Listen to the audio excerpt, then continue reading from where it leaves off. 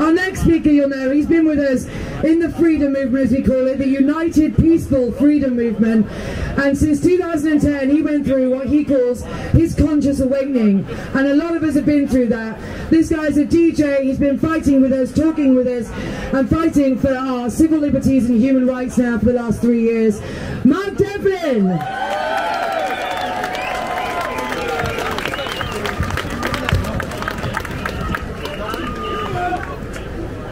There's a reason why certain phrases have entered into common parlance, and one of them, which we'll all be familiar with, is a wolf in sheep's clothing. BBC.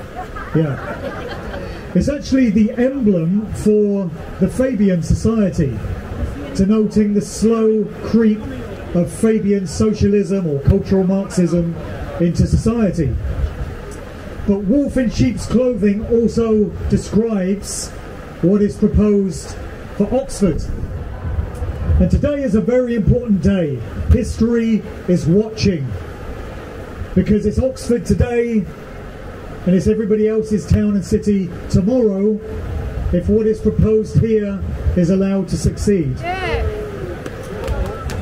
So a wolf in sheep's clothing describes something which appears innocent and harmless on the surface in how it's presented, but is actually deeply malevolent and harmful when you strip away the service. That describes what's going on here, right? We can see that what is being proposed for Oxford is nothing about worthy, noble causes such as protecting the environment, zero carbon emissions, sustainable development, and all these other appeals to emotion with which it's been presented. These are tactics, psychological weaponry employed by the advertising industry and perfected by Edward Bernays, the master of propaganda and public relations. That's how this is being presented. We know better. We know, as we've heard from many of the speakers, and Jasmine summed it up brilliantly, that this is just a stepping stone towards the New World Order nightmare future that the psychopaths have lined up for us. But they're not going to succeed. Right? There's a reason why Oxford has been chosen as the blueprint for all of this. I know a thing or two about this city. I was born here. I grew up in the area. Used to work on Fox FM, for anyone that remembers that, back in the day. DJ'd at the Park End Club. But more recently, I've worked as a private hire driver up until Convid. And I used to have in the back of the car people like big pharma executives, lecturers and professors from the university, and I would hear some of the conversations that went on in the back of the car.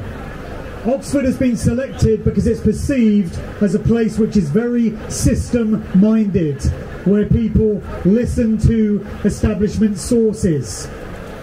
But I would suggest that they've made a tactical error with this one, and that they've overreached. And the great turnout we see here today is indicative of that. When the reality of what these 15-minute cities really are going to mean for people in their regular daily lives hits home and the penny drops, there is going to be massive resistance to the attempted theft of our rights and freedoms.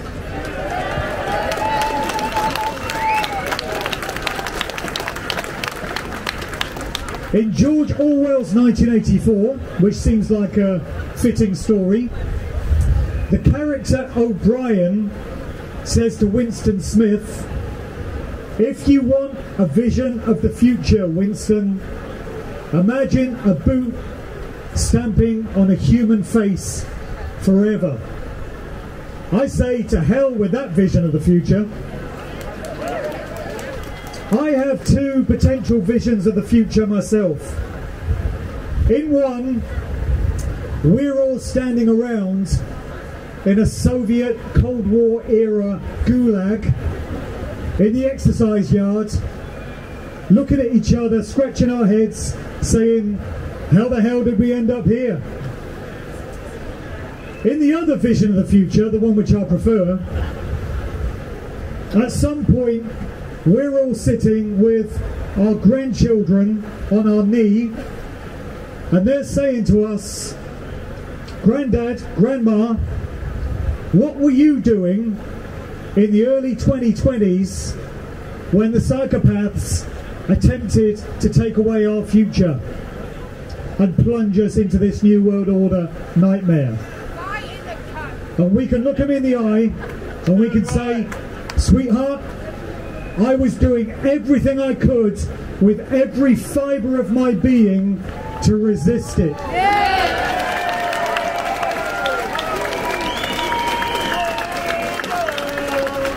And you know what? We put it down.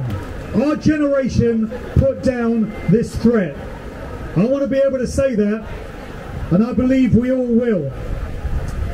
We need to say that we saw what was coming, and we said, you want to do what? Not on our watch. Not on our watch. The answer is no. Thank you.